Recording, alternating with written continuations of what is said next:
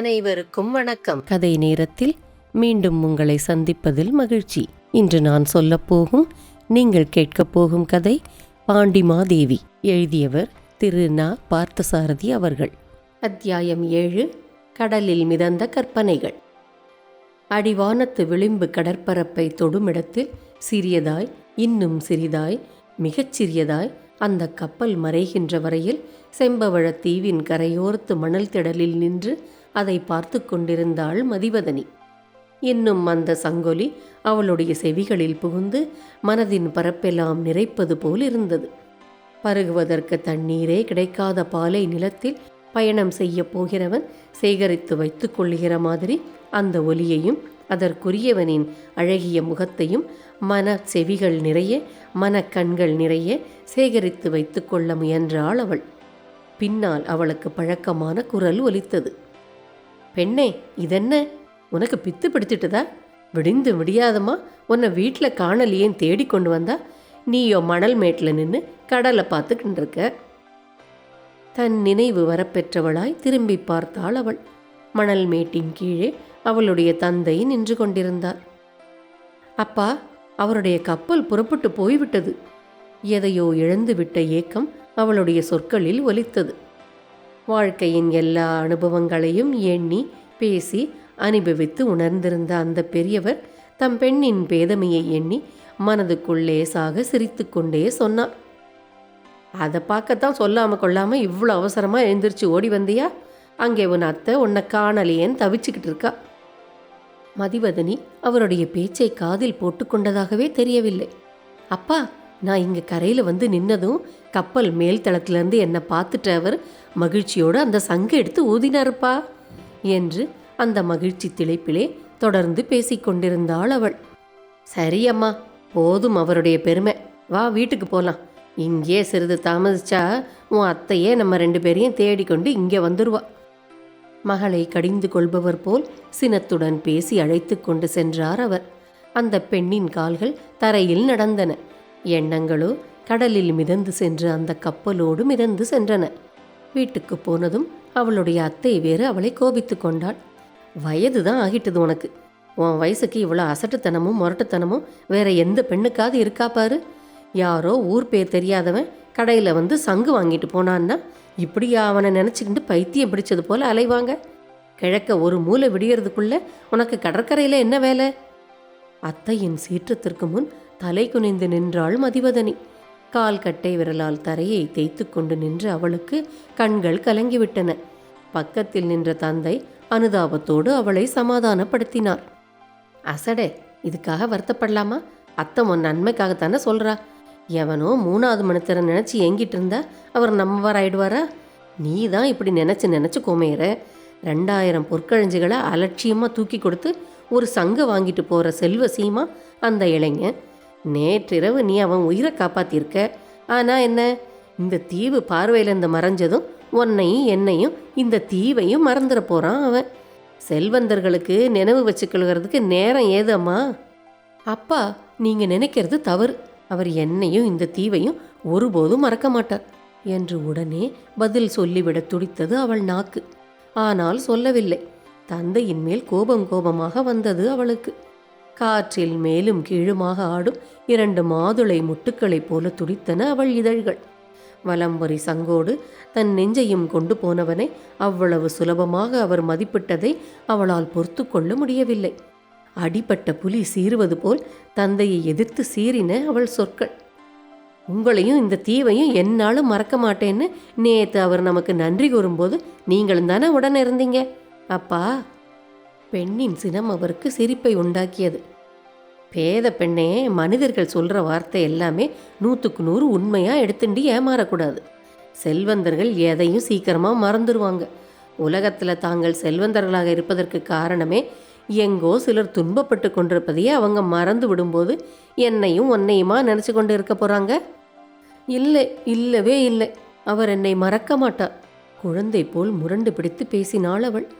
என்னவோ தெரியவில்லை, தன்னடக்கத்தையும் மீறி பேசும் ஒரு துணிவு வெறி அவளுக்கு அந்த சமயத்தில் உண்டாகியிருந்தது. மதிவதனி, அனுச்சோன்னு ஒரு வகை பூ இருக்கு. அது மோந்து பார்த்து கொண்டிருக்கும் போதே வாடி போயிடும். செல்வந்தர்கள் கொடுத்துட்டு சொல்லும் உறுதிமொழிகளும் அப்படித்தான். அவற்றை உண்மைன்னு நம்ப முயலும் போதே அவையெல்லாம் பொய்யாகிடும்.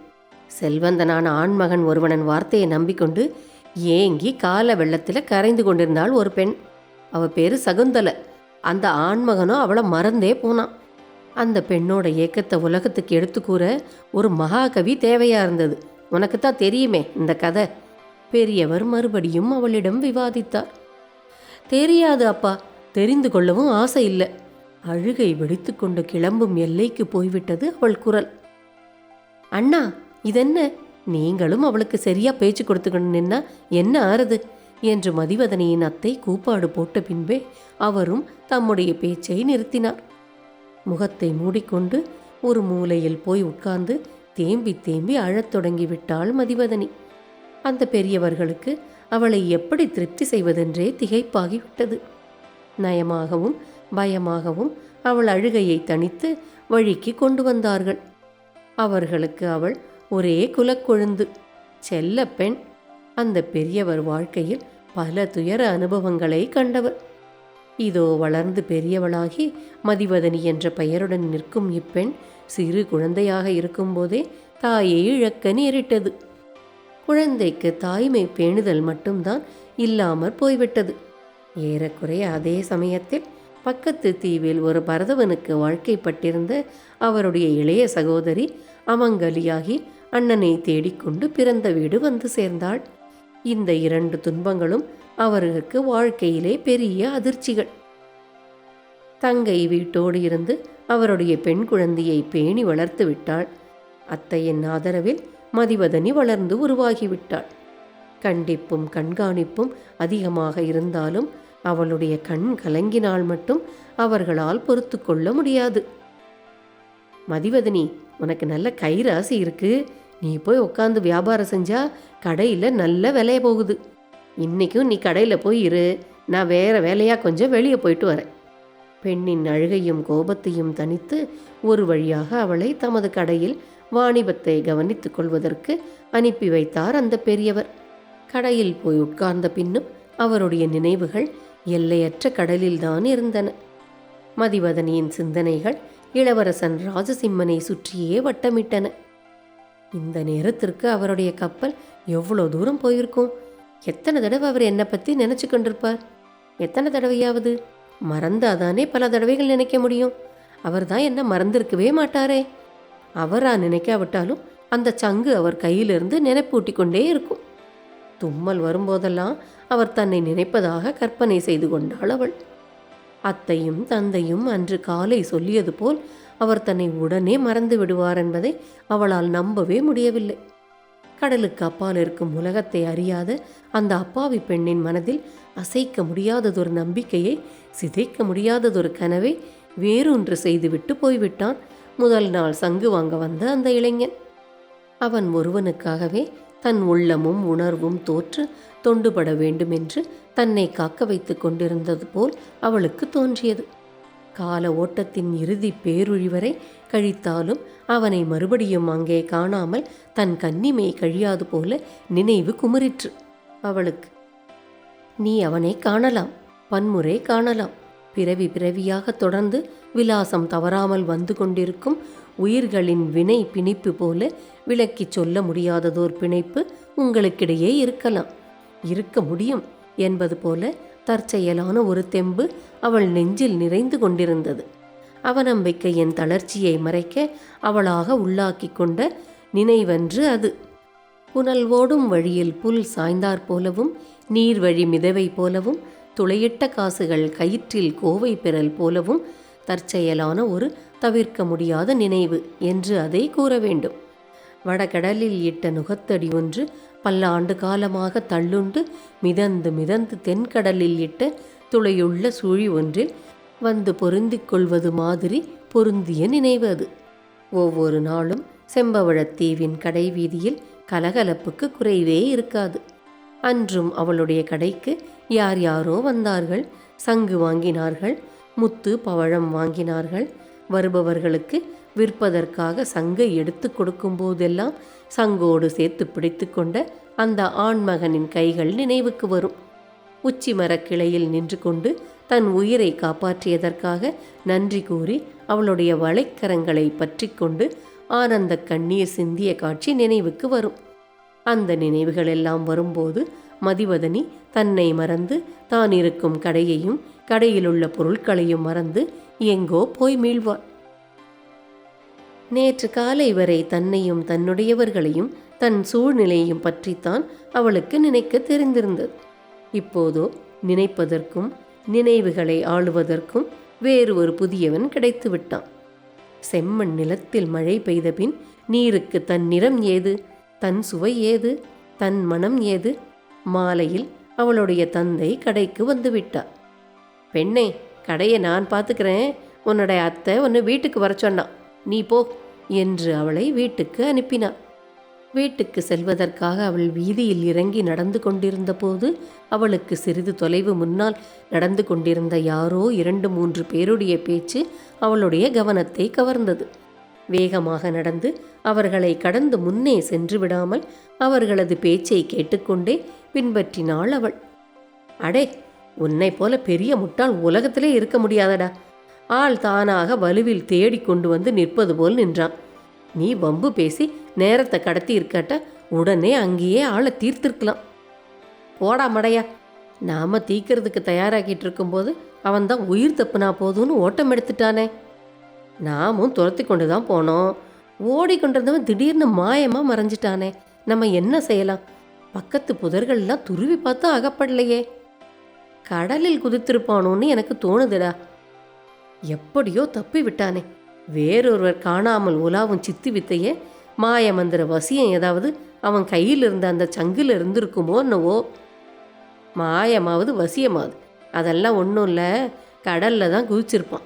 அப்படி இல்லைன்னா இன்று காலையில் விடிஞ்சதுலேருந்து இவ்வளோ நேரமாக இந்த தீவு முழுசும் சுற்றி அலைஞ்சும் எங்கேயாவது ஒரு இடத்துல நம்ம கண்ணில் அகப்படாமல் போவானா? நாகப்பட்டினத்தில் போய் இறங்கியதும் நம்ம அனுப்பினவங்களுக்கு நாம் பதில் சொல்லியாகணும். இல்லைனா நம்ம செய்யாது போன செயலை நமக்கே செஞ்சு விடுவாங்க.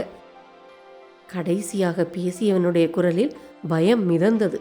தெருக்கோடி வரை வீதியில் போய்கொண்டும் வந்து கொண்டும் இருக்கும் மற்றவர்களை பற்றி கவலை இல்லாமல் இறைந்து பேசிக்கொண்டு நடந்தார்கள் அந்த மூவரும். மதிவதனி தற்செயலாக தெருவில் நடந்து செல்பவள் போல் கேட்டுக்கொண்டே சென்றாள். அந்த 3 பேரும் ஒரே மாதிரி சிவப்பு நிறத்தில் தலைப்பாகை அணிந்திருந்தனர்.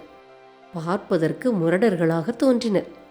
அவர்கள் பேச்சை கேட்டு எந்த சந்தேகத்தோடு அவள் பின்தொடர்ந்தாளோ அது சரியாக இருந்தது.